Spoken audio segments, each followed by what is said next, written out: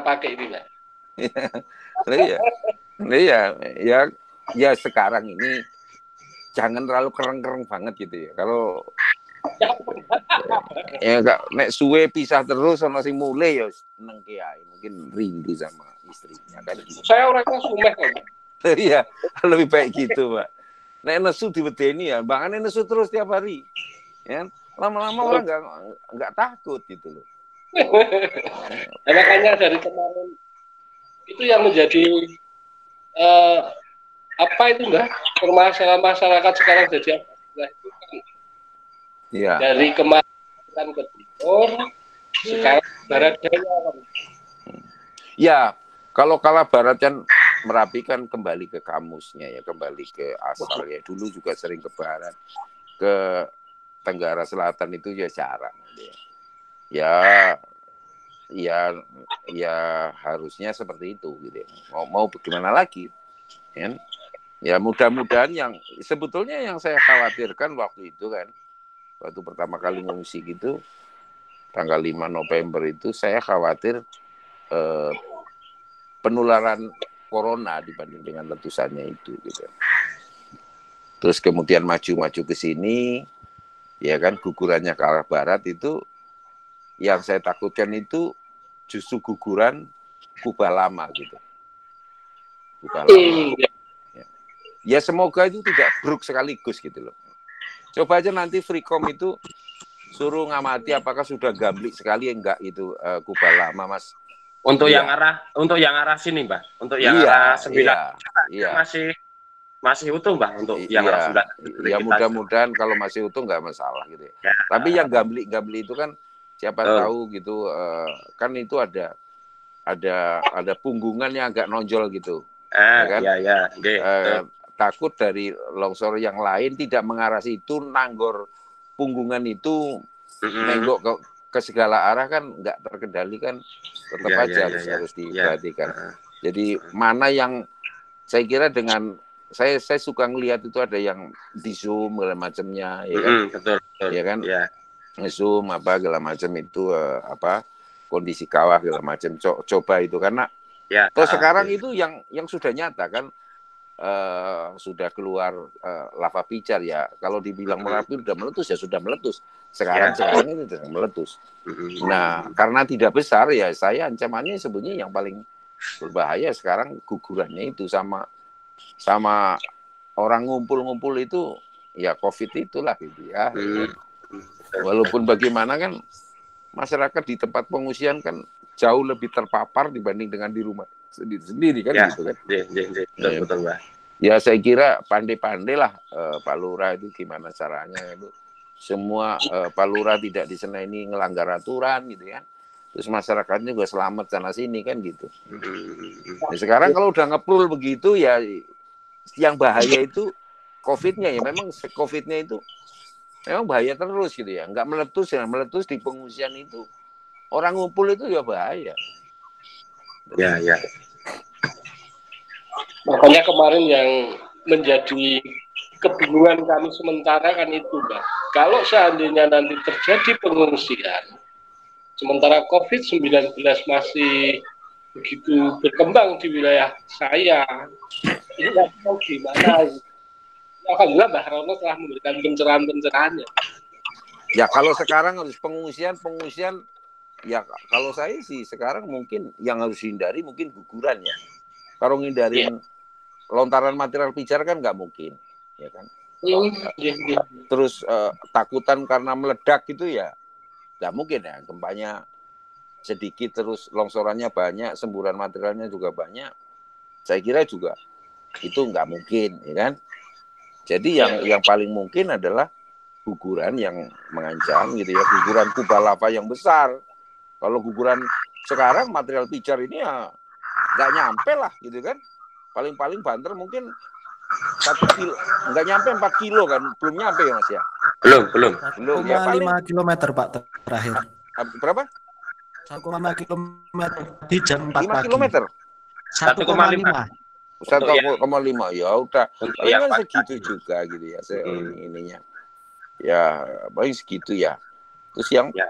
jadi kalau letusan sekarang dalam waktu dekat ini eksplosif, apalagi sampai seperti 2010 ya kecil kemungkinan. Betul. Kemudian kalau guguran lava pijar ya nggak mungkin ngejar sampai 3 sampai 4 kilo itu nggak mungkin.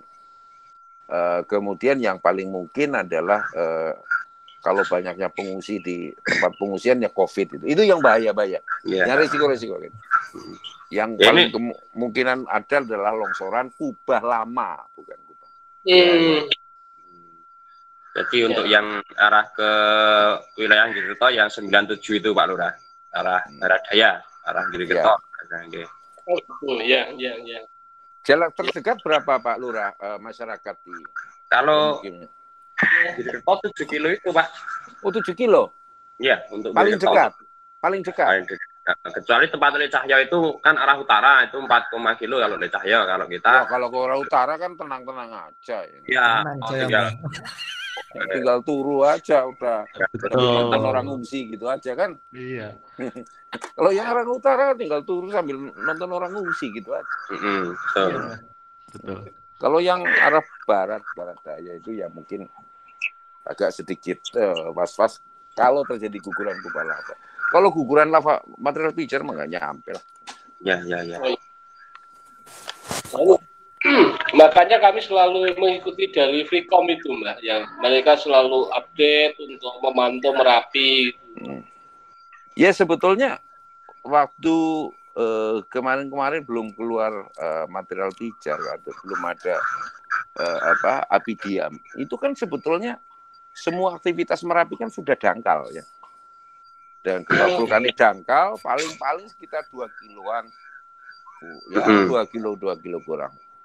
Terus fase banyak itu ya lebih dangkal lagi lah 1 kilo, maksimum 2 kilo.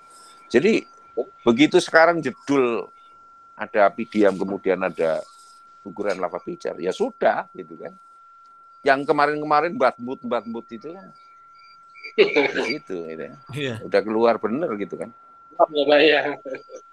Ya. Nah, sekarang kan begitu keluar jebret. Mana gempa vulkanik dalamnya dangkalnya juga berkurang. Fase banjirnya sudah berkurang Mbak gitu buat kan. kemarin. Iya kan. Ya udah berkurang jauh kan. Biasanya 1 hari itu sampai ratusan kan. Ratusan ini 17. 17. Ya sudah. Ngapain? Yeah. Apalagi kalau gempanya fase banyaknya sedikit, vulkanik dangkalnya sedikit terus puluhan guguran kan ya sudah. Begitu. Apalagi sampai gugurannya berupa lava baru, kubah baru ya, kubah lava atau lava baru lah. Itu sudah, wah ya sudah. Ciamik bener itu. Izin bertanya Mbah. Ya. Untuk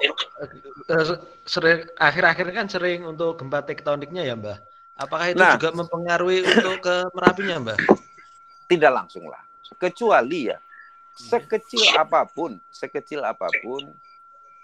di lepas pantai atau di daratan di daerah Bantul, pokoknya Jogja Selatan lah.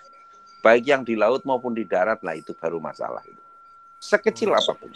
Ya kemarin kan terpantau ada dentuman di mana Mbah? Area Bantul juga kan itu dikhawatirkan yang dari sesar opak itu Mbah. Wah, ini nggak tercatat kok. Oh iya, makasih. Nggak tercatat. Mungkin ya zamannya sekarang kan zaman ini ya, zaman hujan. Jangan-jangan geledek atau apa gitu ya. Siap. Begitu jeleguran gitu kan, lihat aja di BMKG adakah gempa, nggak adakah di BPTK ada menerima gempa nggak yang aneh-aneh di luar dari Merapi itu. Kan alat nggak bohong, alat makannya aki bukan makan nasi. Kalau sampai makan nasi kan bisa bohong. Ya betul. Apalagi kalau udah lapar gitu kan, mikir udah cetek gitu ya, sudah kepengennya marah aja ngeliat orang kecil-kecil udah bohong, udah gampang gitu. Kalau alat kan makannya aki, nggak bakalan bohong. Dia ada gempanya nyatat, nggak ada juga nggak nyatat. Gitu. Ya, kemarin kan sempat juga ada dari info BBMKG itu dari Pacitan sepanjang selatan juga gitulah Mbak. Kalau Pacitan itu jangan diambil ke sana. Pacitan itu bagiannya Kelut dan Semeru sana.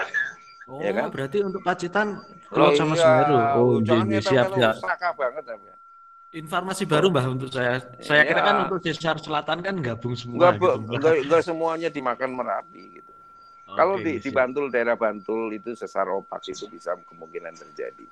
Karena Oke, siap. masuknya magma gitu kan mendesak deformasi, ada deformasi di sekitar opak, sesar di sana terganggu, terjadi gempa. Ya kan? Gempanya itu mungkin karena magma sedang jalan-jalan menuju Merapi, gempanya ada di sesar opaknya mengeluarkan energi juga mengganggu Merapi juga gitu. Perhatikan itu jangan yang jauh-jauh. Kalau Pacitan ke sana bagiannya Semeru, Kelut, Gini, Mbak. kemudian Siap. Kawah Ijen dan sebagainya. Memang kan gempa-gempa di sana. Tadi sore Semeru terjadi guguran lava yang guguran kubah yang diikuti awan panas cukup besar gitu kan sore tadi sekitarnya.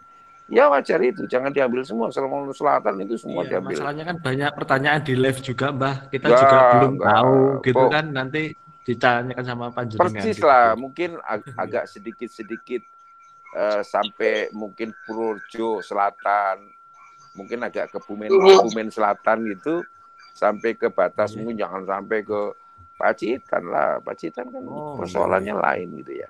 Siap. Terima kasih, Mbah. Yang jangan kaitannya... semua gempa tektonik itu selatan itu mesti Merapi. Memang sama punyanya Merapi semua tuh gimana? Enggak. Bagi-bagi sama yang lain itu. Kalau yang kaitan itu, Mbak, biasanya orang sering mengkait-kaitkan. Kalau ada gunung yang satu meletus, itu mesti nanti akan berdampak dengan Merapi. Saat ini misalnya Semeru itu seperti itu. Apakah berdampak dengan Merapi? Memang gunung api aktif itu seperti COVID nularin ini enggak lah. Ya enggak lah. Kebetulan aja kemarin itu keluar awan panas guguran. Kan lebih dulu sana Merapi belum apa-apa kan? Ya gitu. Ya kalau mau Semeru nularin, jauh-jauh ke Merapi itu Kelut juga ada kok. Bromo ada. Ngapain jauh-jauh? Ya kalau mau nular gitu kan.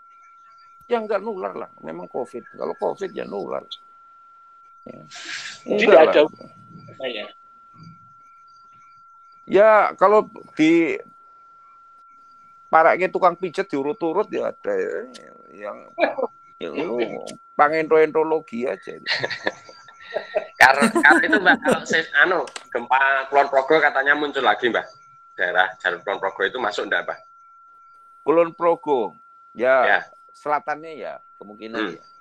Kalau ke selatan gitu ya. Ke selatan Kulon Progo itu. Selatan itu ya Kulon Progo sampai Kebumen itu kemungkinan dampaknya cukup lumayan lah ke arah Merapi, adalah sedikit banyak gangguan. Tapi bergantung juga kalau Merapi sekarang diganggu ya lumayan cepet ya karena dia kan udah muntlup.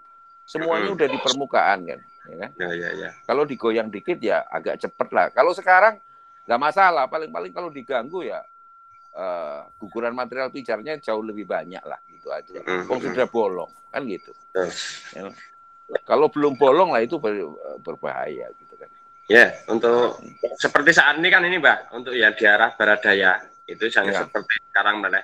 Itu apakah nanti juga bisa muncul di tempat lain Mbak dengan kekuatan yang dari bawah itu tadi? Ya kekuatan dari bawah ini kan sekarang ya apalagi yang mau dipikir kekuatan Merapi wong sudah gembosi gitu. Berarti tetap utama lewat yang barat daya itu Mbak. Ya kan barat daya tadi saya katakan lebih berbahaya untuk sekarang inilah. Ya kan? Sekarang. Kemarin kan sebelumnya ini sebelum tanggal 5 Januari lah kira-kira sebelum ada Plidiam itu. Ya. Anggaplah itu pelok gitu, ya kan? Gempa fase banyaknya banyak. Ya kan? Terus vulkanik dangkalnya banyak, guguran tapi banyak terus. Tapi belum ada Plidiam. Kan gitu. Wah itu masih geludak-geluduk terus kan. Fase banyaknya mencoba, vulkanik dangkalnya mencoba, enggak juga. Lama-lama kan keluar api diam, ya kan? Udah betul-betul itu yang geladak-geluduk di bawah udah muncul di permukaan itu. Tadi kan nyondol itu yang lama-lama aja yang gugur terus kan. Ya, kan gitu betul. kan.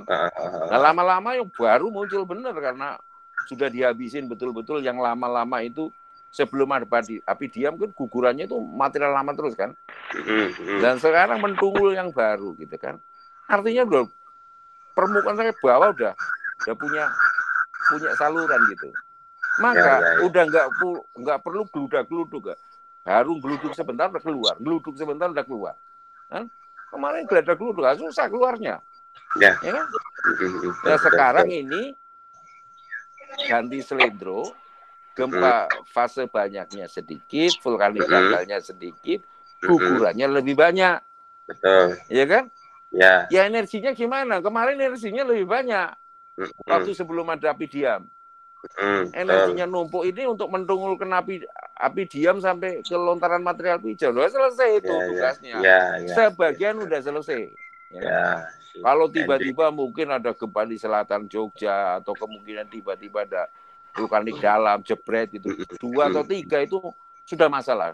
Vulkanik dalam itu 2 atau 3 ada masalah pasti. Tetapi ini kan belum. Ya kan semudah-mudah jangan, udah gini aja. Ya. Ada gawean Freecom itu untuk tontonan orang kan. Tuh. Sebetulnya jangan aja di Merapi saja lah. Dipasang di mana? Sekarang Ili Lewotolo gitu ya. Diginikan juga. Kasihan nih Ili Lewotolo kan nggak dengar masyarakatnya. Apa yang terjadi kan? Mereka tidak pernah ngalami, tiba-tiba sekarang ngalami itu kan. Wah, apalagi bunyi-bunyi terus kan. Iya. Gemluduk, dentuman, terus gemuruh gitu kan. Wah, dine ora karuan padahal sudah keluar material pijar ya nggak apa-apa ya kan? Tapi kan mereka itu tidak dengar seperti sampean dan teman-teman sekarang di sekitar Merapi lewat Freecom kan ya. Coba kalau Freecom ditaruh di sana itu ada juga di sana terus seperti ini kita ngobrol mungkin masyarakat di sana yang ngikuti mungkin dia tidak takut gitu betul, kan betul. Tadi kemarin saya nyatakan kan informasi adalah bagian yang terpenting dalam suatu bisnis. Bisnis dalam arti seluruhnya kan. Ya. Sekarang kita sedang berbisnis gitu kan. Nah informasi ini sebagai bagian terpenting dari bisnis. Ya kemarin Pak Lurah mungkin nggak begitu dengar informasi ya. Serba salah kan, nggak ngungsikan salah. Ya kan, eker-ekeran sama masyarakatnya, sedangkan masyarakatnya nggak terancam apa-apa gitu kan. Ya kan? Sementara pasti Pak Lurah juga takut orang berkumpul di pengungsian juga kena COVID itu serba maju kena mundur kena gitu kan. Kalau marut nggak apa-apa, ke atas dapat ke bawah dapat. Ya. Kalau persoalan ke atas dapat ke bawah dapatnya susah. Itu namanya Pak Lurah ini ya persoalannya Pak Ndu Pak Gajul, nggak dimusikan salah, dimusikan juga gunungnya nggak apa-apa gitu kan. Wah ini protes sama masyarakatnya. Ya sampai gelem-gelem dadi lurah golek gawean. Betul itu Mbak. Golek gawean ya Pak ya. Loh iya. Kalau enggak kan udah di rumah aja sambil nongkrong, sambil ngopi, paling-paling enggak begitu aktif mendengarkan Freecom. Saya ngobrol sama teman-teman itu selesai. Nah sebenarnya ternyata harus ke sini kan nanya-nanya. Belum tentu sampai menyampaikan ke masyarakatnya juga digugu. Iya. Ini masih penonton baru 580 Mbah. Soalnya dari kemarin dari siang enggak kelihatan Merapi jadi penontonnya sepi Mbah. Kalau pas Merapi merah kelihatan itu bisa sampai 3.000 lebih. Iya, itu bagus. Ini yang seharusnya sampean bikin ini untuk ini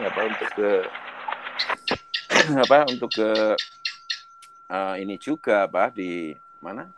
Di Ili Lewotolo gitu lah. Terus ngobrol begini gitu kan, masyarakat banyak yang dengar gitu. Terutama di sekitarnya sehingga ada kepastian lah gitu ya. Ya ini namanya informasi pentingnya seperti itu. Betul. Ya.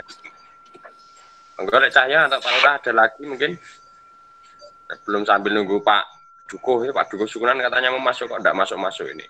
Belum ada lagi belum ada titipan. Ada chat live ada pertanyaan mungkin rekan-rekan di chat live ada yang tanya tentang Merapi atau yang lain.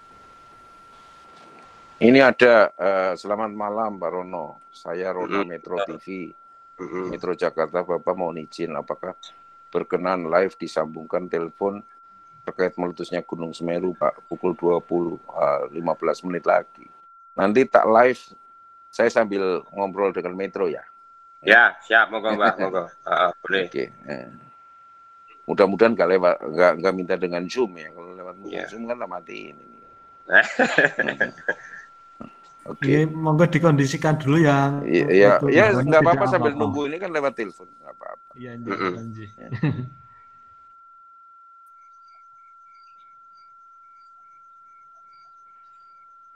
ini supaya ini apa nanti live-nya Pak Ipun sambil didengerin yang lain. Ngomong aja lagi. Ini Mbah untuk pertanyaan Mbah dari Januari 15 Yogi. Mbah Rono, saya perhatikan Merapi itu sekarang sudah mirip heat exchanger karena jalur magma tidak melewati jalur asap fumarol. Mohon penjelasannya Mbah. Lah, asap fumarol kan lebih mudah keluarnya. Lewat lubang kecil aja keluar. Karena lebih encer. Ya, kalau magma kan butuh lubang yang lebih besar. Ya nggak perlu ngebulnya di sana, keluarnya di sini kan bisa saja. Ya kan ngebulnya itu kan bisa di mana-mana karena mudah. Kan asap itu lebih mudah untuk keluar, ya kan? Lewat lubang kecil, lewat rekan kecil aja sempit dia bisa keluar gitu kan. Kalau magma kan butuh lubang yang besar, ya kan? Nah, gitu aja. Ya. Apalagi? Ini tadi untuk Mbak Dibio keluar nih. Untuk apa ya ini si awan panas dari jam 4 tadi kan keluar Mbak. Ya. Jam 5 tadi juga keluar, jadi jam 4 dilanjut lagi ini jam 5 sore tadi. Bagus lah. Jadi digembosin terus kan? Betul. Kecil-kecil lagi kan? Artinya nggak perlu. Untuk yang jam 4 tadi 1,5. Sekarang kurang dari 1 kilo tadi. Monggo Pak Duku kalau ada yang mau disampaikan ke Mbah Rono, kita sampai jam setengah 9 atau jam berapa? Saat ini jam 8 kurang. Assalamualaikum warahmatullahi wabarakatuh. Ini sudah kedengar belum ini suaranya? Sudah jelas, Mbak. Iya. Ini mohon maaf, saya terlambat gabung. Nggak apa-apa. Iya. Selamat malam kami ucapkan pada Mbak Rono. Selamat malam. Alhamdulillah untuk malam ini kita kembali hadir bersama teman-teman Rekom dan Mbak Rono selaku narasumber kami. Ada Pak Lurah juga itu, Pak. Iya. Insya Allah bahasan kita hari ini adalah karena kalau filosofi Kiai sini itu bencana Merapi itu bencana yang kulon nuwun ya. Istilahnya kulon nuwun bisa diramal, bisa dihitung dari kegempaannya. Untuk bahasan kita malam ini kita mau mencoba menggali ilmu dari Mbah Rono soal kesaling hubungan antara gempa yang di selatan dan gempa di letusan Merapi, erupsi Merapi, apakah ada kaitannya gitu. Dengan demikian monggo nanti teman-teman di sini akan melayangkan beberapa pertanyaan terkait dengan hal yang kami diskusikan tadi. Lah ini ada yang ngirim sama saya. Ini namanya Mas Sriono, ya kan? Betul.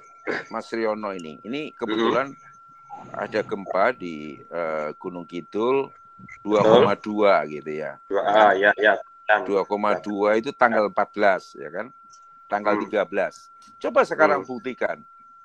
Antara setelah itu tanggal 13 keluar. Tanggal 14 ada nggak sesuatu yang aneh? Tanggal 14 kemudian 2,2. Tanggal 13 ada 2,5. Beda-beda dikit ya kan? Pasti ada suatu kelainan, kemungkinan apakah ada awan panas lebih banyak gitu kan? Ya kan kemarin tanggal 14 ada gitu kan? Dan 13 saya kira harus ada perubahan lah. Perubahan awan panas, guguran ada banyak, guguran juga agak banyak, pasti ada, ya kan? Kalau di selatan, ya kan? Nah, coba sampai titeni, ada nggak gitu kan?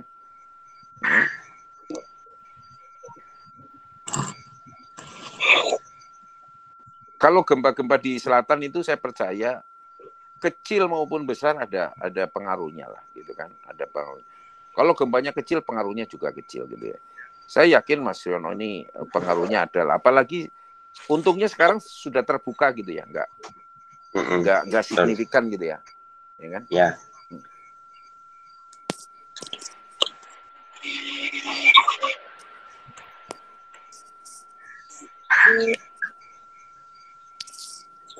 Sama itu tadi ada rekan dari Cangkringan. Ya. Menanyakan, bentar, Mbak. Karena juga nitip pesen. Nah, ini Mbak, nitip pertanyaan juga kalau bisa. Kenapa VTB atau Formulir Dangkal sempat tidak muncul? Itu VTB ya? VTB. Ya kalau nggak perlu apa ya nggak perlu, ya nggak muncul lah. Itu kan nggak ada yang bisa mesen, nggak ada yang bisa minta kan gitu. Ya. Nggak ada yang bisa bikin. Kalau memang sistemnya udah plus begitu ya nggak usah ada desakan ke arah atas gitu ya. Ya. Ngosos saja kan gitu. Ya. Sekarang kan kemarin VTB banyak. Ya. Karena kepentok gitu ya, sistemnya kepentok gitu kan. Terus itu nyundul ke atas masih ada barang, nyundul ke atas masih ada. Ya perlu kekuatan yang cukup besar sehingga muncullah VTB dan fase banyak gitu kan. Fase banyak kan biasanya itu besar kecil amplitudenya gitu kan, gempanya besar kecil. Itu seperti sampai ngeden gitu loh, ya. Ngeden berhenti gitu kan, ngeden lagi, kecil lagi, ngeden lagi. Ya. Ini barang yang jadi nggak langsung lurus saja gitu. Fase banyak pasti ngecil besar. Dulu kalau kita karena udah di lapangan lama gitu, disebutnya gempa BH gitu kan. Karena ada dua besar gitu kan. Tengahnya kecil gitu kan. Jadi gempa BH gitu kan. Ya besarnya ini sudah ngeden. Ya kan? Ngeden kan nggak terus-terusan, kecil lagi, ngeden lagi, mencoba terus gitu. Ya. Nah, itu memang suatu gerakan fluida, bisa gas, bisa magma, bisa uap dan sebagainya. Nah, karena waktu itu begitu banyak VTB fase banyak, karena penjalaran fluidanya itu menuju ke permukaan, menuju puncak itu masih susah.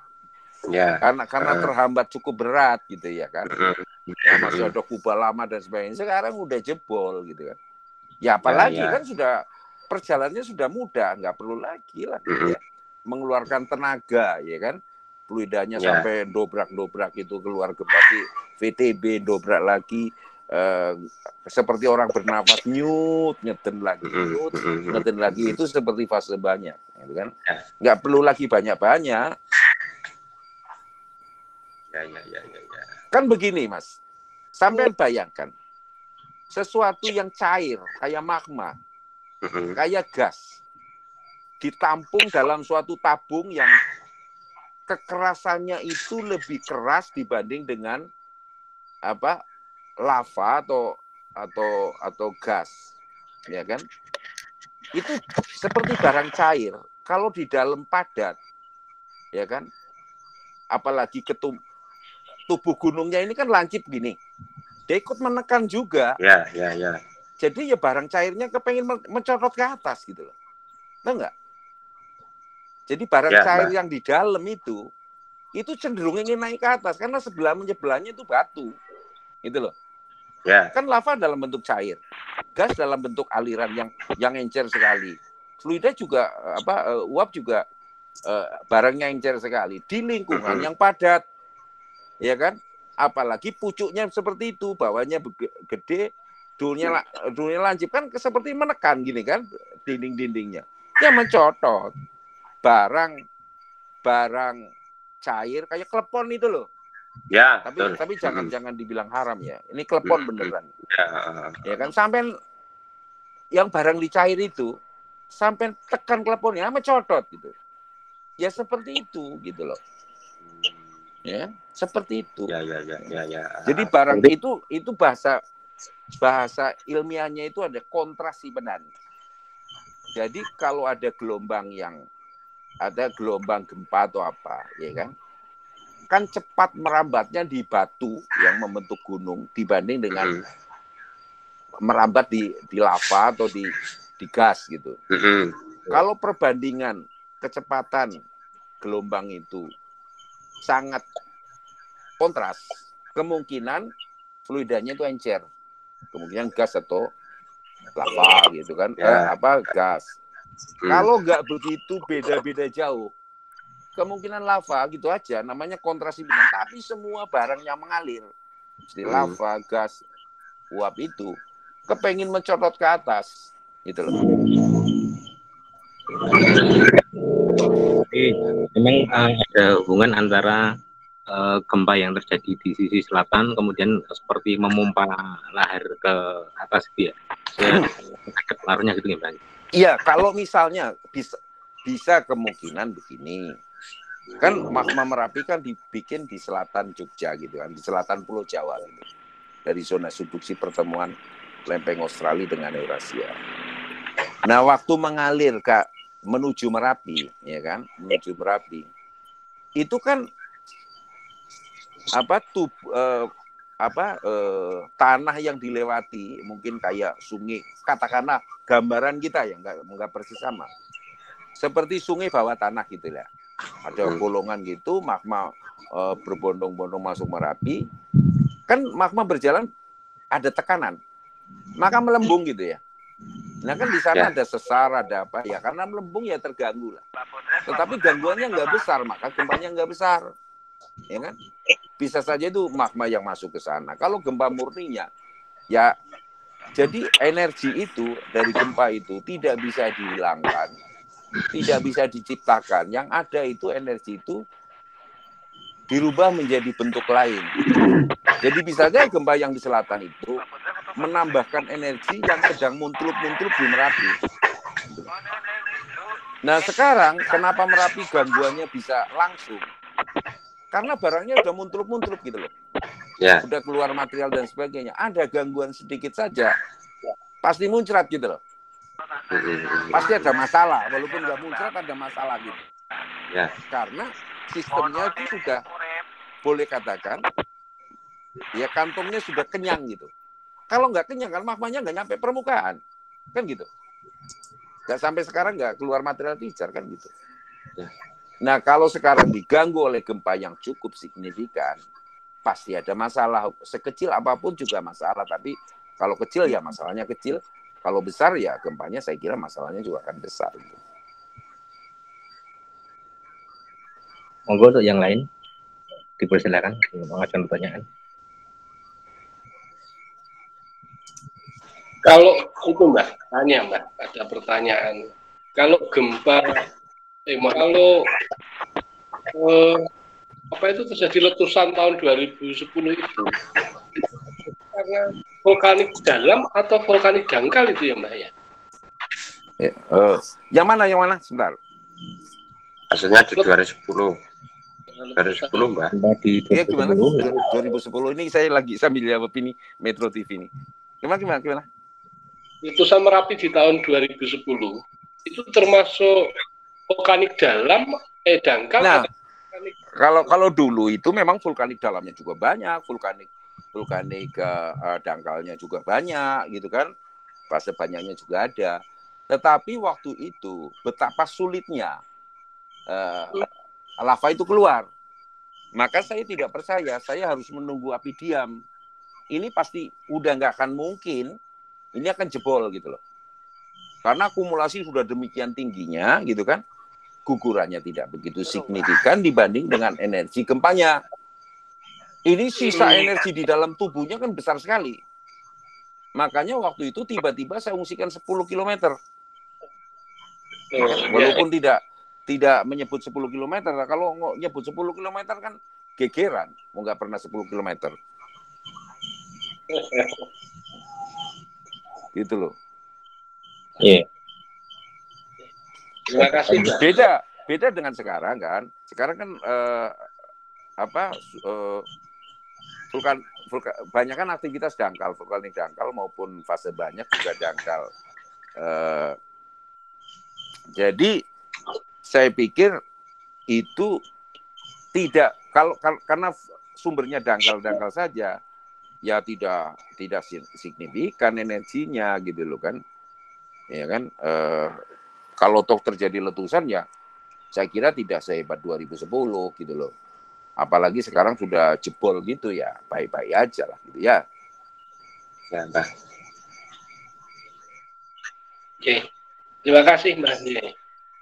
Ya. Ya, monggo untuk yang lain. Ya, untuk Ini nggak ada yang lewat Japri. Ya. Untuk Mbak Rono, sekarang ini guguran lava pijar ke arah barat daya. Ya. Padahal kemarin prediksi cenderung ke arah barat laut maksudnya. Apakah saat ini untuk selatan sudah cukup aman terhadap guguran lava pijar dan awan panas dari relawan Pelem Rescue? Ya, kan kemarin ini secara global kan deformasi ke arah barat gitu ya kan? Maka muncullah ke arah barat gitu kan, itu wajar saja. Terus kemudian ke arah barat daya, memang yang paling terbuka kan di situ, kan? Ya, ya kan, yang terbuka di situ sekarang. Dijalari di situ, terus-terusan ke Geru, sekarang semakin lama semakin dalam kan? Ya, ya sudah, akhirnya ya arah ke sana, ya kan? Wong gunung itu cerdas kok ya kan? Ya kan? Jadi saya kira nggak usah ngiri kalau ke arah ke arah mana? Ke arah barat daya ya. Barat daya. Iya, yang nggak usah ngiri, wong bukaannya juga ke arah sana kok. Ya mudah-mudahan ya nggak jebol ke tempat lain itu, ngerepoti gitu. Kan? Ya, kalau sekarang ke arah barat daya kan gambaran kita kan ke arah sana saja kan, ya kan? Kita mikir mengujinya ke arah-arahnya barat daya saja gitu. Ya, nggak usah ke arah mana-mana, ya sialnya aja yang di barat daya. Kemarin tenang-tenang aja kan Kak. Pokoknya kita ikuti itu aja ya Mbah ya. Iya, maunya Merapi ya, sampean itu nggak bisa minta sama Merapi. Ya. Prekom juga CCTV kita arah ke situ semua Mbah, yang dulu di Kali Tengah. Ya Cepalangan yang dipasang di sebelah barat yang lainnya, siapa tahu kita kasih bendunuk ke arah sana kan gitu. Ya, juga sudah punya Mbah dari Indukun. Oh ya udah, itu bagus. Jadi jangan sampai satu arah saja dicegat barat daya. Cara punya Mbah dari Selo juga punya. Ya Selo bolehlah gitu untuk daripada ada yang ngiri kok di sini nggak dipasang. Betul. Iya kan. Padahal kan nggak apa-apa kan gitu kan, ya, Selo kan baik-baik saja gitu kan. Ya, daripada sampai diprotes orang Selo kan lebih pasang aja. Nah, yang ini lek Selo lek Cahyono itu. Masih ada aku free sampai jam berapa ini Mbah? Jangan? Ya nanti sebentar lagi kan mungkin ditelepon saya sama sama Metro. Nggak apa-apa, biarin aja sampai dengerin aja. Ya Mbah, itu Pak Lurah atau Pak Dukuh monggo. Ya lagi. Monggo. Rekan-rekan yang lain mungkin Mbak Jo sudah bergabung untuk pertanyaan. Iya, selamat malam. Assalamualaikum warahmatullahi wabarakatuh. Waalaikumsalam. Terima kasih, selamat datang kembali Mbak Rono di Siaran. Sama-sama. Harapan sehat. Salam hormat untuk keluarga yang ada di rumah. Ya ini istri saya biasa dengerin YouTube lah, cucunya di rumah. Terima kasih. Mbak Rono, banyak sekali teman-teman yang pada malam hari ini mulai berdatangan di Siaran langsung bersama Mbak Rono. Terkait beberapa pertanyaan yang sudah muncul di live chat, satu mungkin saya akan bisa sampaikan untuk Mbak Rono sebagai wujud pelayanan kita kepada masyarakat, salah satunya seperti itu. Siap. Baik, salah satu pertanyaan yang mungkin akan saya sampaikan dari salah satu pemirsa yang saat ini sudah hadir bersama siaran langsung Gunung Berapi VN.com. Selamat datang seluruh teman-teman masyarakat lereng Merapi khususnya dan umumnya masyarakat Indonesia yang pada malam hari ini mengikuti siaran langsung Gunung Berapi VN.com. Ada satu pertanyaan, saat ini Semeru juga sedang erupsi. Semoga tetap mandali dan hati-hati rekan-rekan yang lagi bertugas di sana dan hati-hati juga masyarakat di sekitar Merapi. Ada satu pertanyaan, apakah menurut dari prediksi Mbah Rono secara pribadi, untuk diketahui bahwa Semeru saat ini sudah seringkali mengeluarkan asap panas ya, atau awan panas yang terjadi di sana. Bahkan terjadi beberapa sampai kepada masyarakat begitu. Untuk kedepannya, kalau menurut prediksi dari Mbah Rono sendiri terkait tentang Semeru, apakah kedepannya akan terjadi sebuah erupsi besar atau bagaimana, Mbah? Saya ini sebetulnya sudah agak takut dengan Semeru karena kubah lavanya kan numpuknya sudah tinggi sekali waktu itu. Iya betul. Saya takutnya terjadi guguran, pasti jarak jangkau awan panasnya itu akan jauh. Ternyata waktu guguran awan panas guguran pertama kan jauh, iya, jauh kilometer gitu kan. Betul. Ya kalau ditanya apakah Merapi Semeru udah erupsi, ya sudah lah, itu membutuhkan kubah lava terus kan.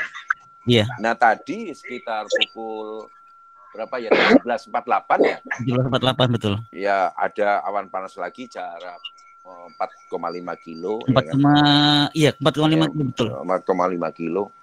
Itu awan panas guguran juga dari kubah lava yang gugur gitu. Jadi bukan letusan jeger gitu awan panasnya. Jadi suatu guguran kubah lava, ya kan, kemudian diikuti oleh awan panas guguran. Kubah lavanya itu kan di dalamnya masih panas banget. Iya. Akumulasi gasnya masih tinggi gitu kan.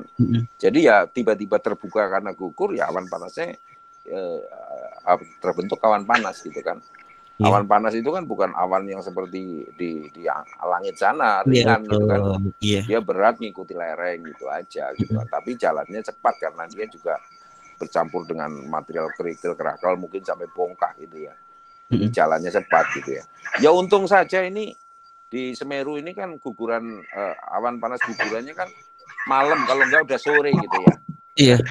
Kalau siang hari itu saya takutnya di sungainya itu masih banyak orang cari pasir gitu loh. Kan? Iya. Ya saya kira untuk masyarakat di sekitar Semeru ya hati-hati karena kubah lavanya saya kira masih besar gitu, masih ya hati-hati terhadap gugurannya gitu ya. Saya mewakili masyarakat dari lereng Semeru, Mbah, mungkin ada pesan-pesan untuk beliau yang mungkin disampaikan? Ya saya kira mesti hati-hati ya, terutama awan panas yang masih ngendap itu di sungai itu kan masih panas gitu ya. Masih. Jangan terlalu ini kan pasir sekarang, batu kan bukan seperti itu, ini masih hitam gitu ya, jangan terlalu berebut lah. Kayak ini masih panas ya, tunggu aja ya. Sudah dingin dan tetap hati-hati ya, tidak melarang orang mencari rezeki dari berkah Semeru. Dari pemerintah setempat memang untuk pengambilan pasir dari arah yang kemarin terjadinya ini sudah direkomendasikan untuk dihentikan. Ya kalau dalam kondisi segini saat sekarang kayaknya suatu kebijakan yang sangat bijak gitu ya, suatu hal yang sangat tepat gitu ya. Karena saya khawatir masih ada guguran lagi yang guguran kubah yang cukup besar di Semeru yang bisa men-trigger awan panas guguran yang jarak jangkauannya bisa orde kilometer gitu. Subhanallah. Ya baik, terima kasih Mbak Rono dan terima kasih masyarakat di sekitaran Semeru yang pada malam hari menitipkan sebuah pertanyaan untuk Mbak Rono yang pada malam hari ini hadir bersama siaran langsung Gunung Merapi via Indikrikom dan Tagana Daerah Istimewa Yogyakarta. Mungkin untuk pertanyaan yang lain silakan di chat nanti akan dibacakan oleh yang lain juga. Terima kasih Mbak Rono dan mungkin kembali ke Lepe, dipersilakan. Ya, bentar guys, masih. Monggo yang lain kalau ada tentunya ini mau tak bacakan. Oke, baik. Sebelumnya teman-teman juga mungkin sedang melakukan persiapan untuk sebuah pertanyaan. Saya kembali. Silakan aja. Menuju ke untuk satu dari Cangkringan juga ini, Teh. Nah, dipersilakan. Mbak Rono, ini Merapi kan sudah keluar lavanya. Apakah mungkin akan terjadi penyumbatan bila terjadi hujan di puncak terus-menerus? Walaupun terjadi guguran sehubungan Januari Februari puncak hujan prediksi BMKG. Nuwun dari Om Nandar Argomulyo Cangkringan, demikian Mbak. Saya kira tidak begitu ya kan. Mungkin banyak asap ya kan. Banyak asap putih dan sebagainya kayak itu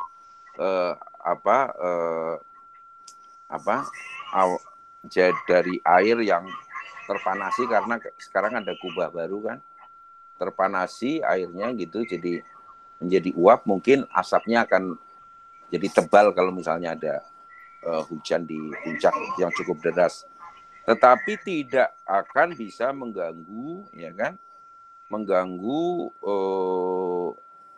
mengganggu timbulnya kubah baru. Iya, betul. Enggak seperti itu gitu ya. Saya kira bukan begitu. Yang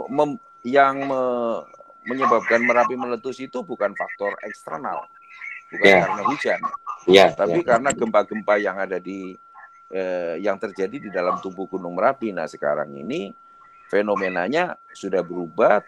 Dulu sebelumnya itu gempanya banyak, gugurannya bertambah tapi tidak banyak gitu ya, gugurannya bertambah dengan bertambahnya gempa bumi fase banyak dan gempa bumi vulkanik dangkal. Kemudian sekarang ini setelah keluar api diam, ada guguran lava pijar, otomatis dong halangan fluida atau halangan lava ke atas sudah tidak punya halangan yang signifikan. Gempanya fase banyaknya menjadi turun, ya kan, vulkanik dangkalnya menjadi turun karena mudahnya lava naik ke permukaan, tapi gugurannya banyak, gitu kan. Itu yang terjadi. Perubahan itu wajar saja, alami saja, tidak usah mempertanyakan banyak hal, karena sekarang lavanya lebih mudah ke permukaan dibanding dulu gitu.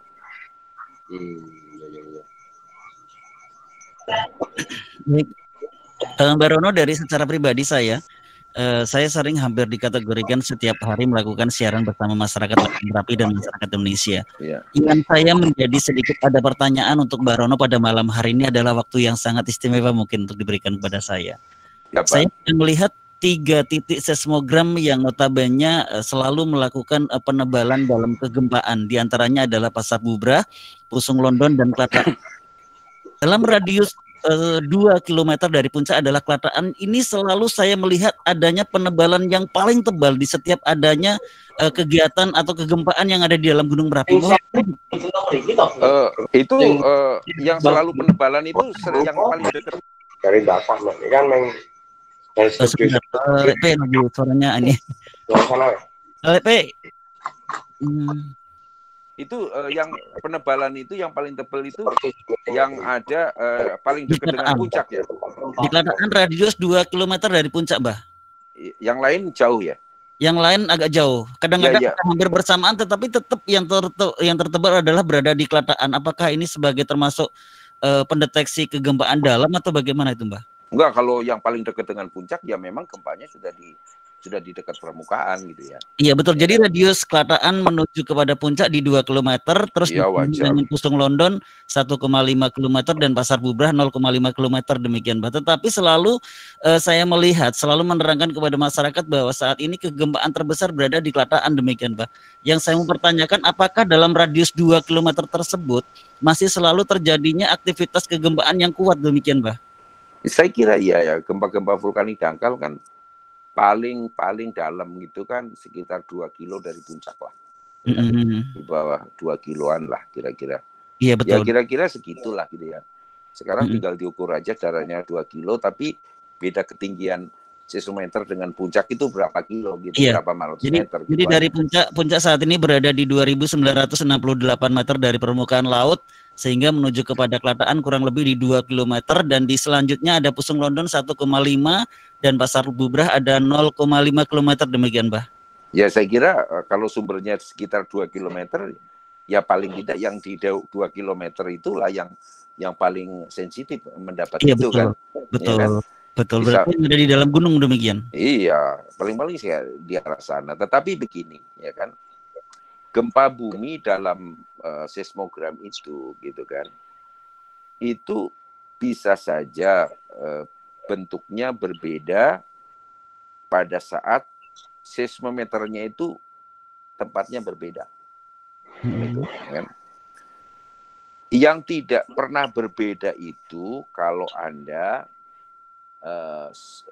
gempanya itu disusun bukan amplituda dan waktu gitu kan amplituda Sana waktu kan. Iya betul. Tapi disusun dengan frekuensi. Ada amplituda, ada frekuensi. Iya. Karena frekuensi itu, ya kan, kalau kita bergerak dalam bidang frekuensi itu hanya bergantung pada sumber. Sumbernya seperti apa? Iya. Tidak bergantung pada posisi seismometer. Karena gempa itu yang direkam di seismometer itu bergantung posisinya di seismometer. Ya, seismometernya jauh, berbeda tempat akan berbeda gambarannya. Tetapi kalau disusun dalam bentuk frekuensi itu tidak akan berubah, gitu loh, ya. Itu yang jadi masalah. Jadi ya sementara ini kalau saya waktu masih aktif, kenapa sebetulnya tidak semua saya rekam di komputer, supaya orang gampang melihat rekaman di kertas. Betul. Tetapi saya menyadari bahwa setiap stasiun itu yang letak seismometernya berbeda akan bisa terjadi bentuknya berbeda, gitu loh, ya kan? Jadi begini, kenapa berbeda? Misalnya ada sumber gempa di sini, jegrek, seismometernya di sana. Kan gelombangnya ini melalui tanah ini kan, jalan utuk sampai seismometer. Oke? Ini ke sana, yang ke tempat sana beda lagi, yang ke utara beda lagi, ke selatan beda lagi. Tanahnya beda-beda. Kalau tanahnya itu anggap sebagai filter, ya kan? Penyaring, maka saringan yang ke arah utara, ke selatan, ke barat, ke timur itu bisa berbeda, gitu loh.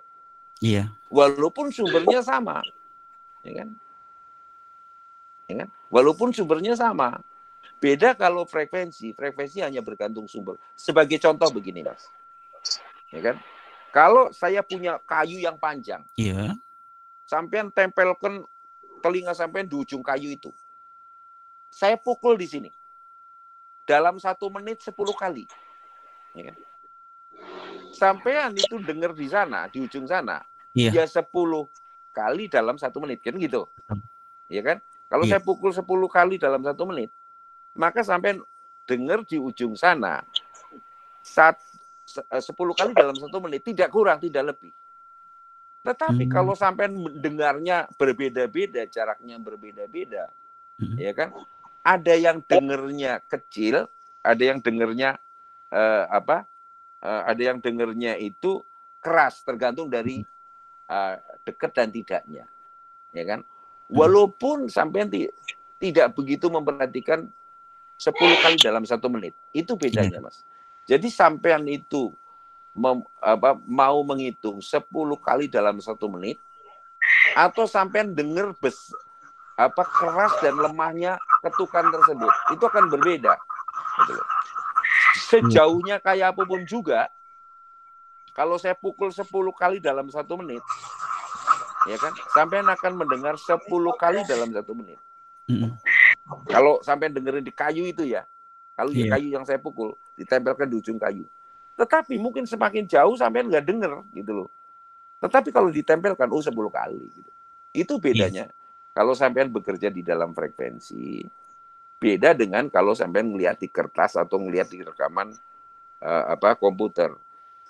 Setiap stasiun bisa beda-beda bentuknya, gitu loh. Tidak sama, gitu kan. Sampai bisa debat kalau misalnya stasiunnya itu saya rekam di jarak 2 kilo. Terus satu lagi saya rekam dalam jarak 5 kilo atau 10 kilo. Bisa kira-kira ini gempa vulkanik dangkal dan gempa vulkanik dalam. Iya betul. Ya kan? Betul. Ya bisa, rupanya itu bisa berbeda.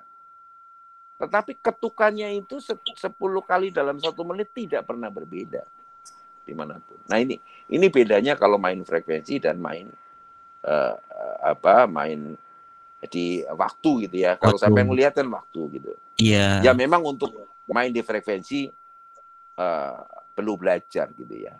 Ini makanya paling mudah ya yang dilihat itu dalam bentuk dalam bentuk waktu gitu kan.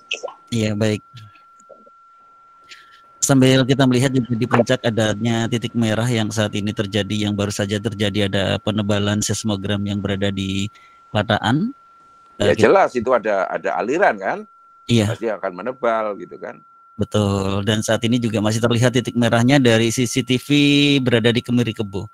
Baik, kembali kepada seismogram yang saat ini kita lakukan untuk pemberian informasi kepada masyarakat, diantaranya kita ada di 8 titik, Mbak. Ya. Yang paling utama, yang paling kita sering takuti dari tim Freecom sendiri, ketika ke-8 titik ditambah dengan seismogram yang berada di Kemiri Kebo, yang dia ada berada di Imogiri, yang radiusnya jauh sekali dengan yang ada di Klataan maupun di Labuhan. Ini ketika terjadi ke-9 seismogram ini bergerak, kami sangat takut, bahkan sering sekali itu terjadi, Mbak. Apakah karena tektonik jauh itu termasuk terekam di sana, ataukah memang di dalam dekat di Imogiri ini ada memang aliran yang menuju ke gempaan begitu, Mbak? Imogiri dulu saya pasang itu 2010 kan. Saya ingin mendeteksi apakah ada imbuhan magma dari selatan Jawa. Apakah ada deformasi atau apalah gitu ya, sinyal-sinyal yang mencurigakan, yang kemungkinan aliran magma dari selatan Jawa. Iya. Karena saat itu saya menghadapi suatu fenomena yang boleh dikatakan lain daripada yang lain gitu. 2010 kan gitu. Jadi cegatan selatan itu perlu gitu kan. Ya kalau sekarang bisa perlu, tetapi sekarang udah keluar barang itu kan. Paling-paling kalau ada gempa dari selatan mungkin guguran atau lontaran material pijar atau guguran lava pijar itu akan menjadi sering gitu kan. Iya, bahkan seperti tadi malam terjadinya kegempaan yang ada di Sulawesi itu, yang kemarin terjadi itu imbasnya juga lari ke Merapi, Mbak. Ya lumayan karena memang besar. Itu gempanya kan cukup besar gitu ya. Dan Merapi kan sudah muntlup bahkan sudah di permukaan ya. Gampang saja ya. Gempa tektonik itu bisa mengganggu ya kan. Aktivitas gunung api atau tidak bisa mengganggu aktivitas gunung api, bergantung. Kalau tekanan dan seluruh lava atau fluida atau magma atau gas uap itu sudah di dekat permukaan, gangguan itu akan signifikan, akan sangat berat. Ya kan, karena tekanan di dalamnya kan udah besar gitu. Nah, sekarang sistem tekanan di Merapi besar, iya. Oleh karena itu lava sudah di dekat permukaan. Oleh karena itu ada guguran material pijar. Karena ada tekanan yang cukup besar. Untungnya adalah sekarang dirilis dalam bentuk kubah lava dan guguran kubah lava pijar. Itu saja gitu kan. Kalau enggak kan numpuk terus itu. Ya kan? Pertanyaan menjadi sangat confused. Ini mau meletus atau enggak? Kalau ditanya Merapi udah meletus, sudah keluar aliran lava pijar apa segala macam. Ya. Udah guguran lava pijar gitu. Bukan aliran lava pijar. Guguran lava pijar. Ayo Mbah, ada pertanyaan lagi Mbah dari saya. Iya. Ini misalnya Mbah, ada deformasi di sisi barat, begitu nggih. Apakah kemungkinan ada juga untuk lubangnya itu muncul di sisi barat, Mbah? Iya. Misalkan. Ada apanya? Kalau deformasi itu kan penggelembungannya di sisi barat, apakah mungkin untuk lubang itu bisa muncul di sisi barat juga, Mbah? Loh, sekarang kan udah ada lubangnya, ngapain cari-cari lagi gitu kan? Misalkan gitu kan, nextnya nggih. Iya, saya kira kecil kemungkinan lah, kecuali memang yang sekarang ini mampet benar. Kan sekarang gini, lava menuju ke permukaan, ya kan? Lava itu kan cerdas, pasti akan cari daerah-daerah yang lebih rapuh ke arah mana, ya kan? Yang rapuh kemudian ke arah barat, ya dia akan menuju ke arah barat, mendesak ke arah barat, deformasinya ke arah barat. Sekarang ini, ya kan, muncullah itu barang, kan? Udah menjadi ada guguran lava pijar lewat situ, ya sudah lah gitu kan. Ya ngapain gitu, kecuali tiba-tiba terjadi suplai magma besar-besaran gitu kan. Ya lubang yang sekarang tidak mencukupi, kemudian ya mendobrak semua yang ada gitu. Bisa jadi itu, Mbak ya? Bisa jadi, tetapi ya untuk sekarang dengan kegempaan yang seperti itu, ngapain gitu loh? Capek-capek gitu. Magma juga cerdas. Ngapain capek-capek cari lubang baru lagi? Oh, sudah ada sekarang. Kan itu. Iya. Ya sekarang udah ada kok. Ya udah nggak usah nyari yang boten-boten lah. Apaan? Iya, baik. Kan Mungkin pengen ento sampean aja, kepengen yang banyak gitu lubangnya. tidak, Mbak. Mbak. Itu pertanyaan dari live juga, Mbak. Ya, gimana lagi? Ayo. Iya, itu tadi pertanyaan yang dari live, jadi saya menyampaikan saja. Jadi Ya, kan oke. ada pertanyaan. Ya gitu. mudah-mudahan Matur enggak. suwun, Mbak. Untuk pencerahannya ini kayak kuliah Merapi nih, Mbak. Persis. Ini ilmunya mahal ini, makanya kita Mahal. harus Iya, mencari tidak yang Udah ngilmunya mahal sampai nggak bayar lagi. Subhanallah. Kemarin sampai nonton di ini nggak, di live di ini nggak? Di TV One. Ya. Siap nonton, Mbak. Ya saya gak marah gitu ya, gimana ya. Kok gempa itu yang rata dengan tanah kok rumah sakit.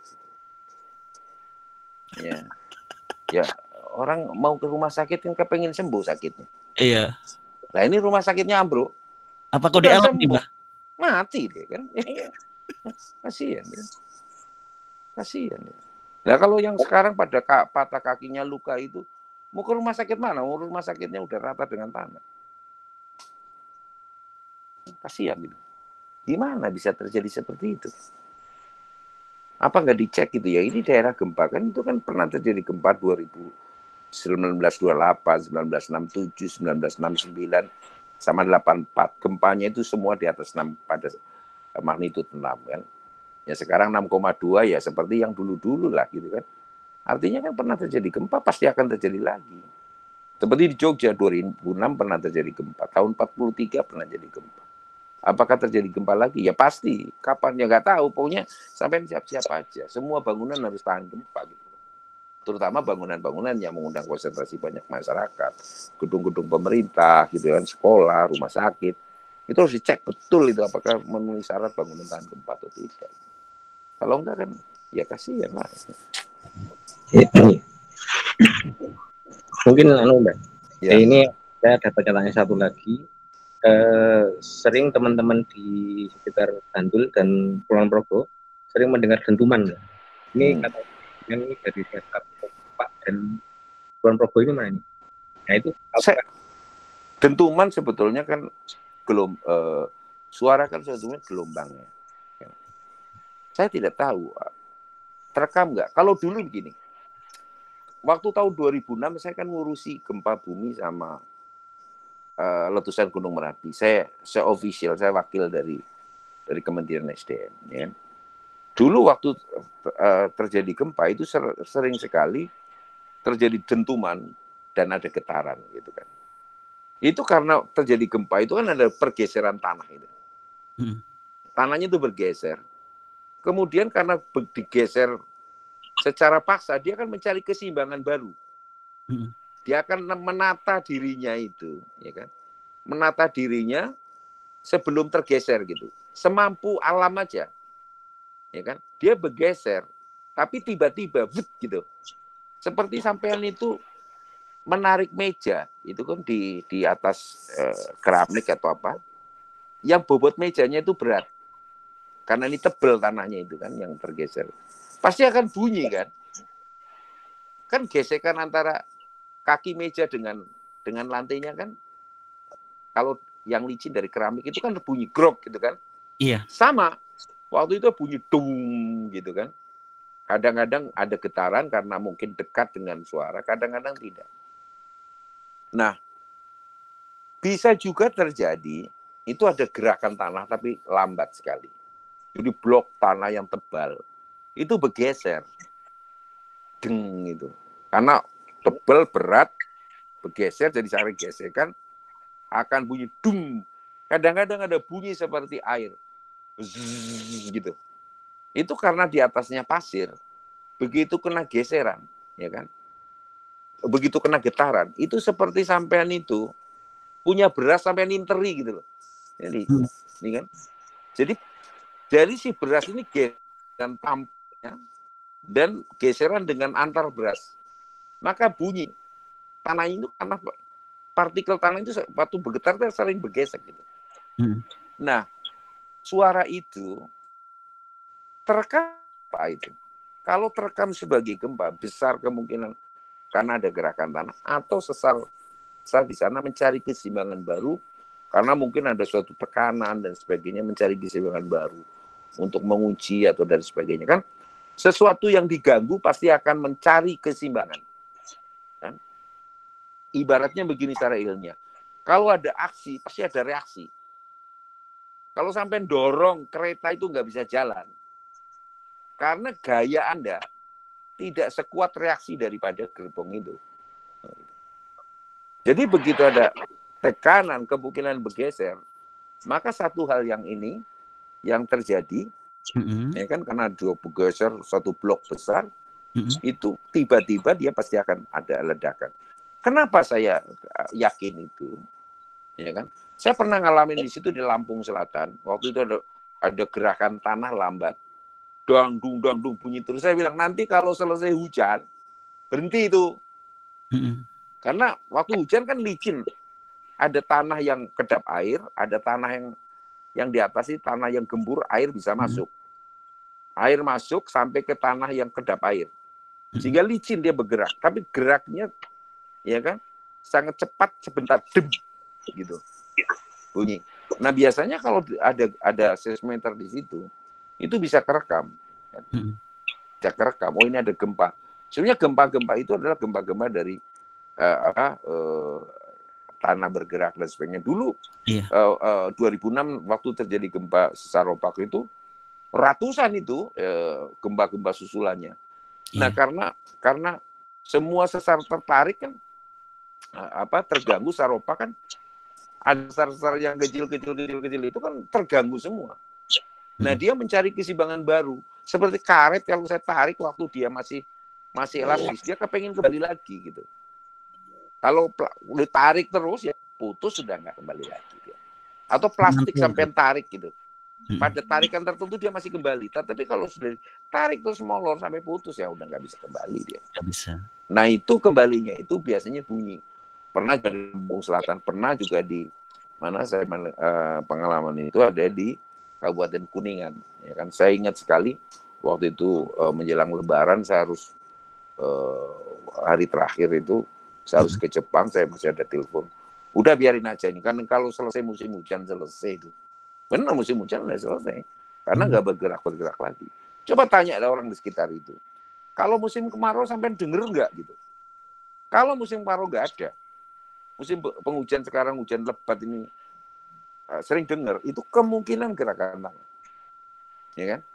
Kemungkinan gerakan tanah. Ya memang daerah-daerah sesar lah, daerah selatan itu kan opak gitu ya. Tapi kemungkinan ada gerakan tanah. Dulu sempat ribut itu. Dulu sempat ribut diinterpretasi sama para ahli gitu. Wah, ini kan di dalam ada sungai bawah tanah itu kan, batu pada jatuh blang-blung. Sekarang bunyinya blek gitu sudah hampir penuh gitu. Akhirnya orang-orang di daerah selatan sana kan Bantul itu nggak mau bangun rumahnya lagi kan. Dikira di dalamnya gerowong. Nggak begitu gitu loh. Itu hanya sesar yang ketarik itu mencari keseimbangan baru. Gitu. Kan dia terganggu waktu sesar opak itu bergerak waktu terjadi gempa. Maka dia mencari keseimbangan baru. Makanya begitu ada gempa bumi itu biasanya ada gempa-gempa susulan banyak sekali. Ya, gempa-gempa tektonik, biasanya gempa susulannya banyak gitu loh. Tapi kecil-kecil banyak gitu. Itu sebenarnya sistem sedang mencari keseimbangan baru karena terganggu gempa utama. Kayak gitu. Dia mencari keseimbangan. Kadang-kadang bunyi, kadang-kadang bunyi seperti air. Itu karena ada batu tanah di atasnya yang ure, mungkin pasir atau mengandung pasir banyak, itu bergetar butir-butirnya, saling bergesekan satu sama lainnya, maka bunyi seperti beras dimasukkan dalam keranjang itu digoyang itu kan bunyi gitu karena saling gesekan. Bisa takut itu. Selama itu tidak mengganggu, atau lagi ada seismometer ada rekamannya, tenang-tenang aja itu, apa-apa.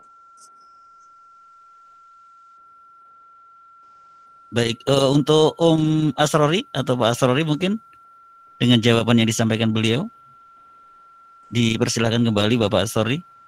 Harusnya ada kekebalannya. Kalau coba Pak Sarori ini amati ya.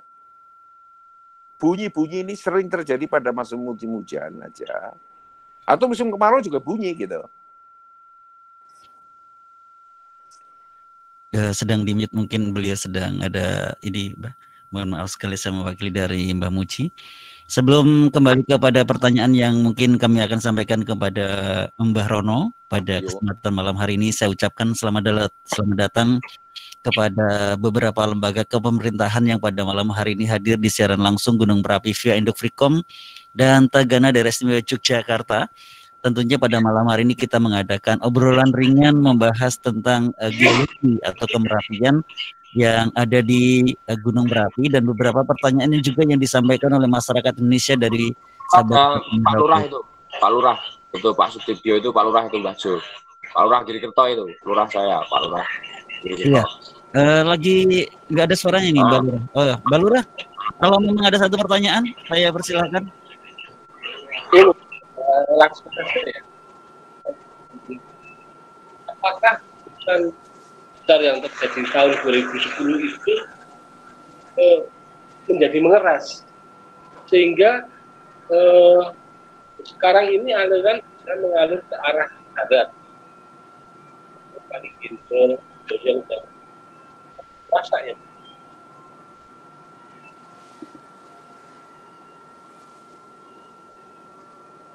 Mbak Lurah, suaranya agak jauh.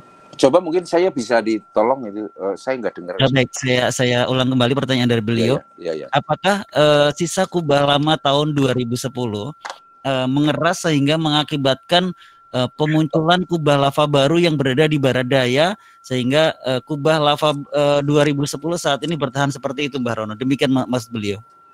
Nah, sebetulnya yang aneh itu kan 2010 tidak seperti biasanya.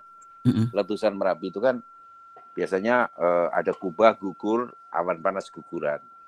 Kemudian sambil terus-menerus membentuk kubah sampai kubahnya kuat, selesai kan persoalannya gitu kan.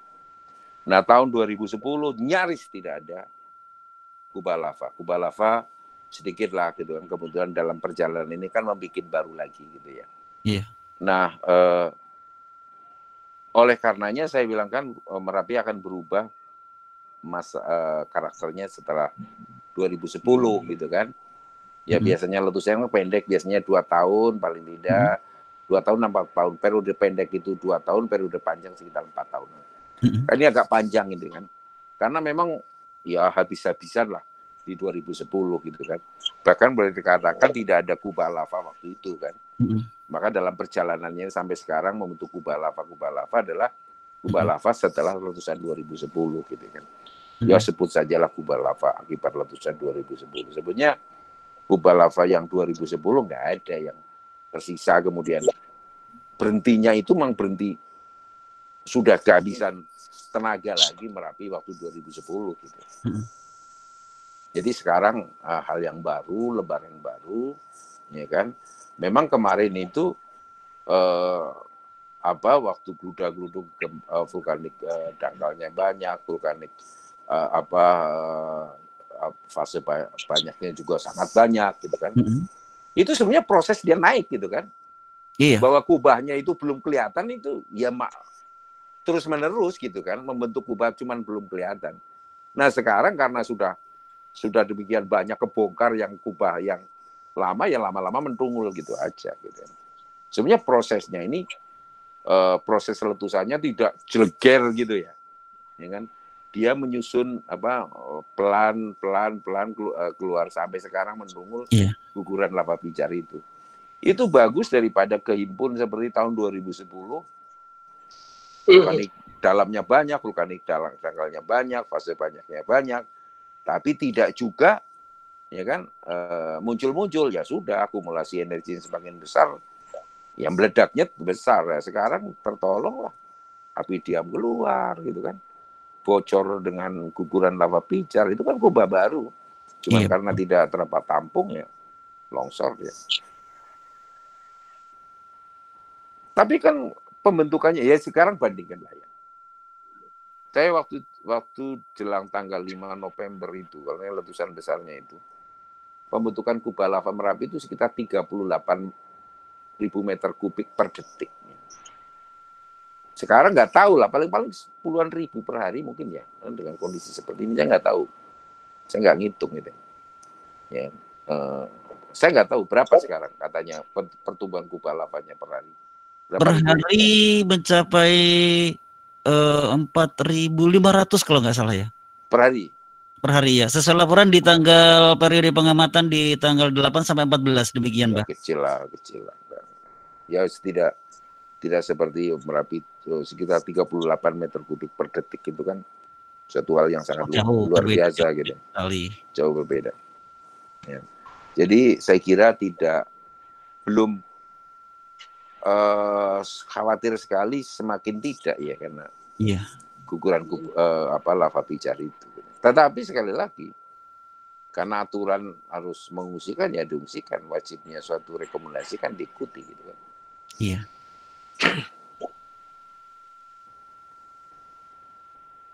Baik, terima kasih untuk Pak Sudibyo. Mungkin masih ada pertanyaan, dipersilakan. Cukup, terima kasih sekali ya Mas. Iya baik, terima kasih. Selamat datang buat Pak Lukiman Yohanes yang pada malam hari ini juga hadir. Ada juga Pak Marjo selaku Kepala Freecom _86. Ada Pak Asrori juga selamat datang, selamat malam. Dan juga Pak Kepala Desa Gemiri Kerto ya ini ya. Yang sering melihat terus di siaran saya jadi malu malam hari ini bisa ketemu sama beliau. Salam hormat lah untuk keluarga yang ada di Kemiri Kebo, demikian. Terima kasih Mas, sama-sama. Iya. Selamat berjuang Mas untuk kemanusiaan. Baik. Baik. Mbak Suparjo masih ada waktu? Masih, ini sekitar 15 menit. Ada 2 pertanyaan mungkin ini saya sampaikan. Ya. Untuk yang saya dari Tatang Kuswandaru. Saya tentang untuk pertanyaan Mbak Rono, apakah bisa dimungkinkan muncul lubang jalannya lava di lereng Gunung Merapi akibat deformasi atau yang lainnya? Ya, Mbak. Deformasi itu kan karena adanya fluida atau magma atau gas atau uap itu yang menekan ke atas seperti sebenarnya tanah ini elastis, ya kan? Walaupun elastisnya sangat rendah. Jadi begitu ditekan terus, karena kan lava keluar menuju permukaan kan menekan dia. Kalau lubangnya tidak begitu besar, walaupun ada, ya kan, pasti akan melembung seperti sepeda lah. Kalau lubangnya kecil, saya pompa ya masih melembung gitu. Walaupun begitu nggak saya pompa ya kempes lagi gitu. Jadi tetap aja deformasi itu karena ada tekanan akibat apa? Akibat fluida yang naik ke permukaan. Apakah kan bikin lubang baru? Ya bergantung. Kalau naiknya besar-besaran gitu, lubang yang sekarang nggak cukup dia bikin lubang baru lagi. Tergantung dari apakah memerlukan itu karena magmanya banyak atau lavanya banyak, dia perlu lubang yang lebih lebar. Karena lebarnya nggak bisa, maka dia mencari lubang baru lagi gitu. Bisa saja terjadi jika dan hanya jika tidak mencukupi keluarnya lava itu dari lubang yang sekarang ada. Kalau lubang sekarang ada dan mencukupi, ya sudah lewat situ saja. Saya kira untuk sampai saat sekarang ini mencukupi. Kenapa? Karena gugurannya banyak, masih ada guguran lava pijar, gempanya turun dibanding dengan sebelumnya, sebelum ada lava pijar. Sebelumnya ada api diam. Artinya apa? Ya cukup bagi Merapi sudah gitu ya. Tidak semuanya dikeluarkan, tetapi sudah cukup dengan lubang yang ada. Gitu. Jadi nggak perlu membuka lagi. Alam pasti punya rumusnya sendiri gitu. Untuk sekarang saya kira Merapi belum perlu lah. Gitu.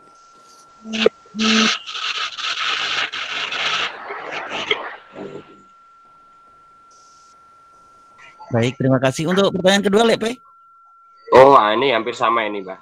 Untuk untuk media sosial saat ini sudah dengan aktivitas seismik menurun dan terkait dengan pengungsian, hampir sama ini untuk Christian Susana sama yang di media sosial. Terkait parameter yang menyebabkan belum diturunkan status Merapi, gitu Mbak Anilesa atau yang lain? Atau nah itu saya nggak ngerti itu kalau yang itu. Iya. Kan masing-masing Lembaga. pemimpin kan punya kesimpulan, punya keputusan, punya analisis yang berbeda gitu kan. Kalau itu saya nggak bisa. Tetapi kenapa menurun gempanya ya? Kalau kemarin kan betapa susahnya membentuk kubah atau lava menuju permukaan kan susah banget kan. Sekarang sudah lebih mudah. Apalagi yang didesak keluar kan, masih ada tempat lagi, masuk lagi, keluar lagi. Sudah mudah, ngapain susah-susah cari menerobos jalan, bikin jalan itu kemarin kan banyak kan bikin jalan gitu kan. Bikin jalan, makanya gempa vulkanik dangkalnya banyak, fase banyak ini juga banyak. Sekarang yang turun mau sudah mudah, nggak perlu ada bukaan gitu ya kan? Kalau sudah istri saya udah anak 2 kali kan nggak perlu susah-susah gitu, brojol aja itu kan, nggak usah pakai. Siap. Baik, terima kasih Mbak Rono. Satu pertanyaan terakhir mungkin ya. Pada pukul 21 mungkin menurut LP sudah selesai. Satu pertanyaan dari pemirsa ini, saya mewakili dari pemirsa yang ada di chat. Ada satu pertanyaan yang disampaikan, kenapa di setiap gunung berapi ketika terjadinya sebuah erupsi yang notabene mengeluarkan awan panas yang begitu banyak terjadi kilatan atau kayak sejenis petir gitu Mbah yang ada di puncak dalam hal ini, kenapa itu? Petirnya itu sendiri kan terbentuk di awan itu, gitu loh. Bukan petir datang ke situ ngejar-ngejar awan gitu. Enggak. Bukan itu, ya kan. Jadi kadang-kadang kan sebetulnya gunungnya itu sekali meletus kan. Terus partikelnya kan membumbung ke atas gitu ya.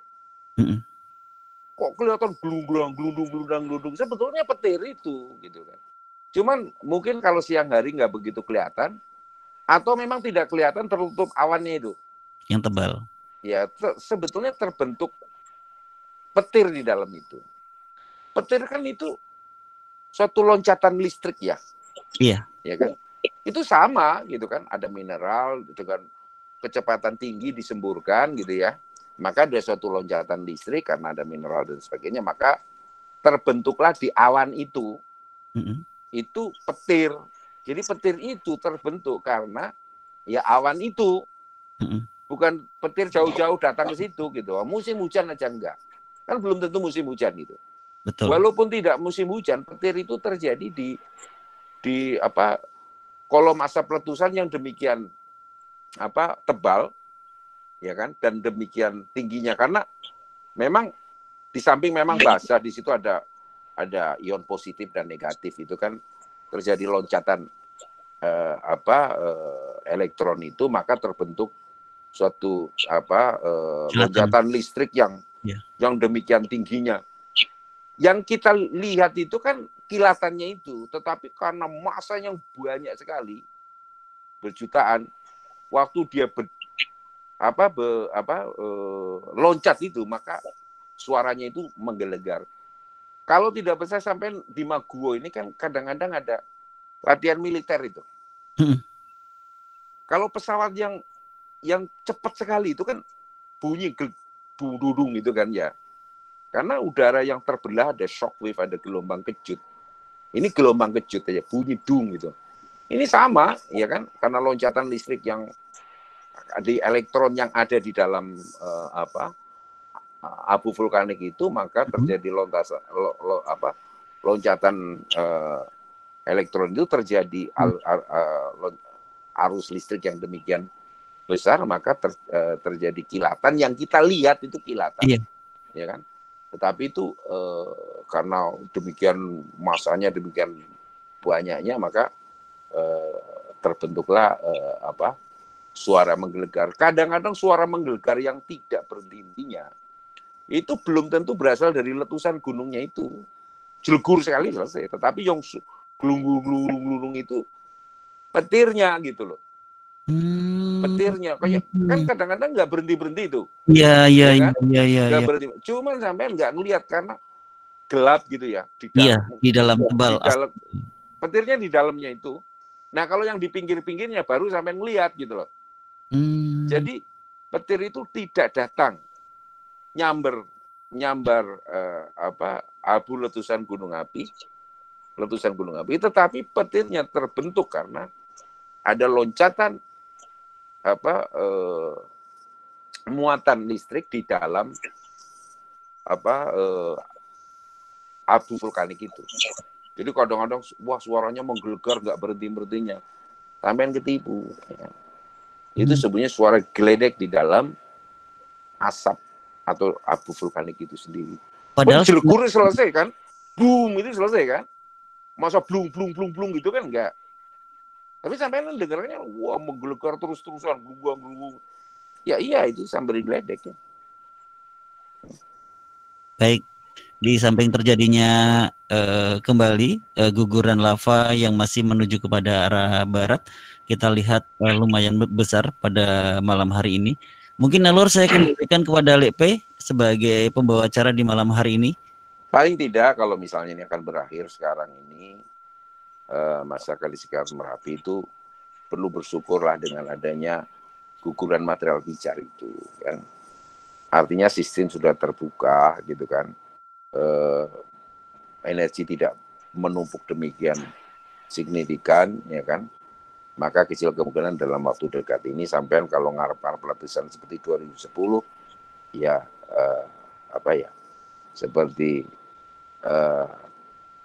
seperti tidak mungkin itu, ya kan? Karena sistem sudah terbuka, energi tidak bisa dihimpun dengan cepat gitu ya. Tapi hati-hati pada saat tiba-tiba tidak ada guguran material pijar, gempanya tiba-tiba naik, nah itu sampean mesti curiga. Sampean kan ngikutin lah tiap hari saya yakin. Iya. Ya, yang penting mungkin kita tidak berharap seperti 2010 lagi ya. Ini kemarin mau dedek ini aja ngeri sekali membayangkannya. Ya. Tapi sekarang bersyukurlah itu suatu hal yang semua orang dilihatkan itu, ya kan? Bahwa Merapi ini loh, saya sudah tidak mampu lagi menghimpun energi yang demikian kuat gitu. Amin.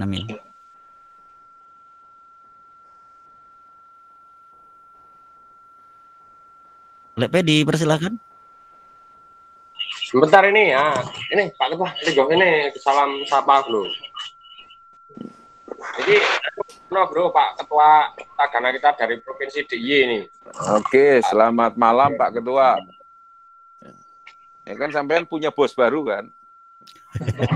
Nah, sampean udah kena belusukan belum? dereng kebagian ini. Rencana kemarin mau muter sekitar Merapi, tapi ternyata memang ada bencana yang lebih besar. Iya, saya kira di Sulawesi Barat ya. Ya kemarin mulai di Jawa Barat itu sebenarnya sudah direncanakan beberapa hari yang lalu mau ke Boyolali, Jogja. Ternyata memang ada musibah yang mungkin lebih membutuhkan kehadiran beliau. Oh ya, di sana jelas lah, karena rumah sakit juga roboh, gitu kan. Ada kantor bupati juga rusak, saya kira. Dan banyak korban lah kayaknya gitu. Kalau Merapi kan baik-baik aja sekarang. Insya Allah masih landai-landai. Ya ini masyarakat ya tertolong lah paling tidak dengan adanya Perkom ini kan. Bisa melihat pemantauan Merapi, kita bisa ngobrol seperti ini gitu. Paling tidak masyarakat mengetahui apa sih maunya Merapi gitu. Ya paling enggak setiap saat lah masyarakat bisa mantau. Karena semuanya tidak cuma sekedar bertanya cari, tapi paling enggak ada cara baik itu cara visual dan yang lainnya kan bisa mantau. Saya juga biasanya gitu, begitu ditanya ya saya sampaikan linknya aja. Ya tapi kan Ini menolong sekali lah. Saya juga di sini nyetel TV. Saya jarang nyetel TV, nyetel YouTube aja. Dari YouTube saya kasih Merapi Live, saya kan bisa ngeklik Freecom. Iya, terima kasih Bapak.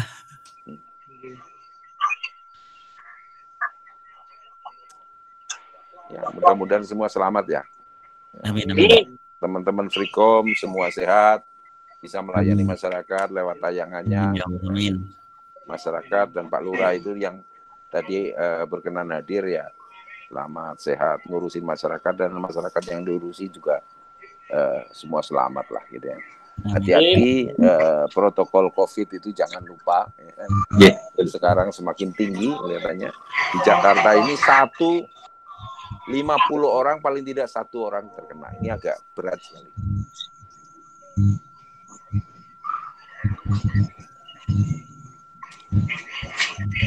Baik, mungkin Pak Suparjo atau Pak Asrori dipersilakan. Untuk saya cukup, untuk Pak Ketua Tagana mungkin ada yang perlu disampaikan. Oh iya, Ketua Tagana selamat malam, dipersilakan kalau ada suatu pertanyaan mungkin ke buat beliau. Iya, terima kasih waktunya. Ya, yang jelas mohon bimbingannya Mbak Rono ya. Siapa ya teman-teman ini berinisiatif bagus. Mohon bimbingannya aja, dan ya semoga ke depan bisa lebih baik lagi lah untuk semuanya ya. Ya mbok ditularkan ke Tagana yang lain, misalnya Tagana yang ada di sekitar Ili Lewotolo bikin hal yang sama seperti ini kan. Bisa ngobrol seperti ini. Mbak Rono, sebenarnya teman-teman yang lain ini yang sudah minta itu teman dari NTB, Nusa Tenggara Barat, pengen diskusi masalah penanganan Merapi. Tapi ternyata kita baru persiapan kemarin, ya ini ada kenaikan status ini, kemudian bencana juga di tempat lain banyak, sehingga kita belum bisa ini lagi. Tapi yang sudah minta pasti garapan yang dari NTB berkaitan Rinjani. Ini kalau yang lain ya mungkin nanti kita akan coba tularkan. Kayaknya link ini kita bagi di grup kami lah, daripada bertanya ini aja buka ya. Di paling enggak mereka bisa. Ya paling tidak Rinjani resikonya kan begini ya. Turisnya banyak, pendakinya banyak gitu ya. Dan informasinya harus bagus gitu. Tagana harus bisa jemput bola gitu kan. Kan paling tidak kan dengan informasi yang seperti sekarang gratis kan, masyarakat bisa mengakses di mana saja, bisa tercerahkan gitu orang-orang yang mau ya, sekarang wisata yang boleh dikatakan unlimited gitu ya, mudah-mudahan bayarannya nggak terlalu tinggi, adalah mendaki gunung gitu ya. Ya ke mall kan harus jajan, kalau ke gunung kan nggak ada mall gitu. Ya kan? Dan semakin banyak orang sekarang yang pemuda-pemuda yang pencinta lingkungan kan banyak naik gunung. Kalau ada informasi yang baik dari Tagana kan bisa menolong banyak gitu. Iya. Yang kita sebenarnya memang kita coba komunikasikan ke teman-teman yang lain. Dan ini dari awal-awal Freecom 2018 atau 2017 ya? Sebenarnya kita sudah sampaikan di kementerian.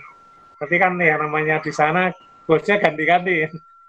Ya, dulu ada teman saya siapa namanya orang Cilacap itu yang mau membuat Tagana itu zaman tahun 2000 awal lah, 2000 setelah tsunami kalau nggak salah. Yeah. Dan bagus lah, ya kan? Artinya ya ada SAR, ada Tagana, ada yang lain-lain ini semakin banyak kepala kan kesimpulannya semakin bagus. Iya, paling nggak dengan bencana yang berbeda-beda bisa saling mengisi, bisa saling support, bisa saling berbagi. Ya terutama situasi saat ini ya, multi hazard bener Mbak Rono ya. Iya, sekarang bayangkan mengungsi juga takut ya tertular COVID gitu ya. Nggak mengungsi juga bagaimana kan ada rekomendasi COVID, ya multi disaster ya, ada gangguan cuaca juga, ada ekstrim juga Merapi, komplit juga. Iya, justru Ini benar-benar multi hazard. Ya, multi hazard, dan rekan-rekan tagana mau tidak mau, siap tidak siap harus terdepan. Harus, iya. Karena kami di masyarakat. Dan sendiri dan sendiri. Just tagana juga. Ya bagus lah. Oke, sudah cukup sekian. Iya. Baik, Pak Suparjo mungkin masih mendengar dari beliau, Mbak Rono. Lagi nggak menggunakan mic ya. Oh iya. Kalau miring ini nanti gelempang kan. Sabar. Ini ditidurkan tapi kameranya miring, Pak Suparjo. Tidak terlihat. Sambil ngecas. Oh iya, Oke, udahlah nggak apa-apa. Beliau bertanya, masih adakah pertanyaan beliau atau bagaimana Pak Suparjo? Sudah selesai mungkin Mbak Rono? Oke, sudah. Terima kasih. Dilanjut kapan lain waktu lagi? Siap. Monggo. Siap. Mbak Rono, selamat malam. Selamat malam untuk semuanya. Malam hari ini sudah hadir di siaran langsung. Untuk semuanya salam sehat selalu. Baik, terima kasih. Salam hormat untuk keluarga dan Oke. yang ada di sana, Mbak Rono. Siap. Oke, saya jauh ya. Waalaikumsalam warahmatullahi wabarakatuh.